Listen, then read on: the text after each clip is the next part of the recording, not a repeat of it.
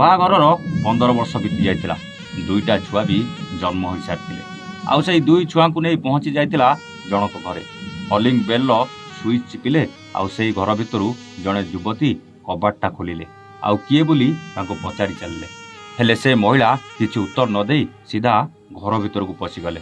ଆଉ ବେଡରୁମ୍ ଭିତରେ ଯାହା ଯାଇ ଦେଖିଥିଲେ ସେ ମହିଳାର ହୋସ୍ ଉଡ଼ି ଯାଇଥିଲା। ଆଉ ଯାହା ଶୁଣିଥିଲେ ସବୁ ସତ ହିଁ ଥିଲା। ଏପଟେ ସେଇ ଘରେ ରହୁଥିବା ଯୁବତୀ ପଚାରି ଚାଲିଥିଲା, କିଏ ତମେ? ସିଧା କ'ଣ ପାଇଁ ମୋ ବେଡରୁମ୍ ଭିତରକୁ ପଶି ଆସିଲଣି? ସେ ମହିଳା ଜଣକ କହିଥିଲେ, ତମ ବେଡରୁମ୍ ଭିତରେ ତମ ବେଡ୍ ଉପରେ ବସିଥିବା ଏଇ ବ୍ୟକ୍ତିଙ୍କୁ ପଚାର ମୁଁ କିଏ। ସେ ମୋତେ ଭଲ ଭାବରେ ଜାଣିଛନ୍ତି। ଧୀରେ ଧୀରେ ଜଣକ ପରେ ଜଣେ ଏ ଘର ଭିତରକୁ ପଶି ଆସିଥିଲେ। ଆଉ ସେମାନେ ଥିଲେ ଏଇ ମହିଳାର ଶାଶୁ ଶ୍ୱଶୁର ତ କିଏ ବାପା ମା।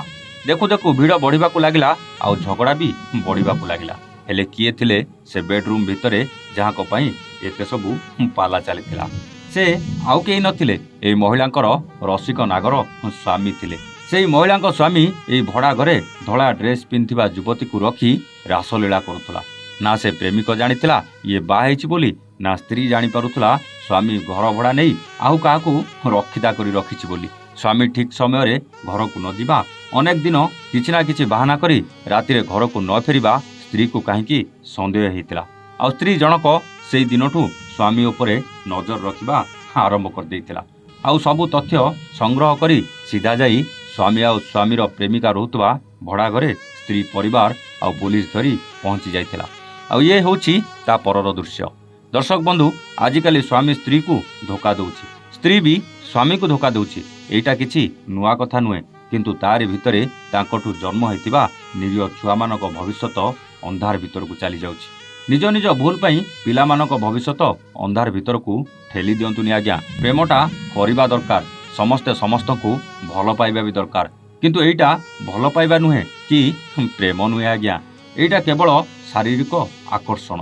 ଆଉ ଶରୀର ପ୍ରତି ଏ ଆକର୍ଷଣ ଯେତେବେଳେ କମିଯିବ, ସେତେବେଳେ ପୁଣି ଥରେ ଗୋଟେ ସ୍ୱାମୀର ଛାଡ଼ି ଯାଇଥିବା ସ୍ତ୍ରୀ କଥା ନିଶ୍ଚିତ ମନେ ପଡ଼ିବ। ପୁଣି ଥରେ ଗୋଟେ ସ୍ତ୍ରୀର ଛାଡ଼ି ଯାଇଥିବା ସ୍ୱାମୀ କଥା ନିଶ୍ଚୟ ମନେ ପଡ଼ିବ ଆଜ୍ଞା। କାହିଁକି ନା ସେମାନେ ଜୀବନସାଥୀ ହେବାକୁ ବିବାହ ବନ୍ଧନରେ ବାନ୍ଧି ହେଇଥିଲେ। ସାଥୀ ଏହି ସଂସାରକୁ ଆଗକୁ ବଢ଼ାଇବାକୁ ପିଲାମାନଙ୍କୁ ଏ ଦୁନିଆକୁ ଆଣିଥିଲେ। ଆଉ ମଝିରେ ଯାହା ପ୍ରତି ଆକର୍ଷିତ ହେଉଥିଲେ ସେ ମାତ୍ର କ୍ଷଣିକ ସୁଖ ପାଇଁ ଆଜ୍ଞା। ହୁଏତ ତାର ସ୍ୱାର୍ଥ ସରିଗଲେ ସେ ତମକୁ ଛାଡ଼ି ଦେଇପାରେ, ହୁଏତ ତମର ସ୍ୱାର୍ଥ ସରିଗଲେ ତମେ ତାକୁ ଛାଡ଼ି ଦେଇପାର। କିନ୍ତୁ ଗୋଟେ ସ୍ତ୍ରୀ ପାଇଁ ସ୍ୱାମୀ ଆଉ ସ୍ୱାମୀ ପାଇଁ ସ୍ତ୍ରୀ ଜୀବନର ଶେଷ ପର୍ଯ୍ୟନ୍ତ ଉଭୟଙ୍କ ସାଥିରେ ଥିବେ। ଜାଣିନି ଆଜିକାଲି କାହିଁକି ଏମିତି ସବୁ ଘଟଣା ସାମ୍ନାକୁ ଆସୁଛି। ଆପଣ ଜାଣିଛନ୍ତି କି କାହିଁକି ଏମିତି ପରକୀୟା ପ୍ରୀତିଟା ବଢ଼ି ବଢ଼ି ଚାଲିଛି? କାହିଁକି ଲୋକଙ୍କ ମାନସିକତା ବଦଳି ବଦଳି ଯାଉଛି? ଆଉ এই ପରକୀୟା ପ୍ରୀତିକୁ ରୋକିବାକୁ କ'ଣ ରାସ୍ତା ଆପଣେଇବାକୁ ଦରକାର? ମତାମତ କମେଣ୍ଟ କରି ନିଶ୍ଚିତ ଜଣାଇବେ ଆଜ୍ଞା।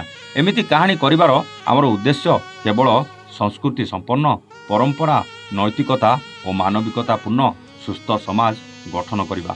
ଦେଖିବେ ଦିନେ ପୁଣି ସମୟ ଆସିବ, ମଣିଷ ପରିବର୍ତ୍ତନ ହେବ।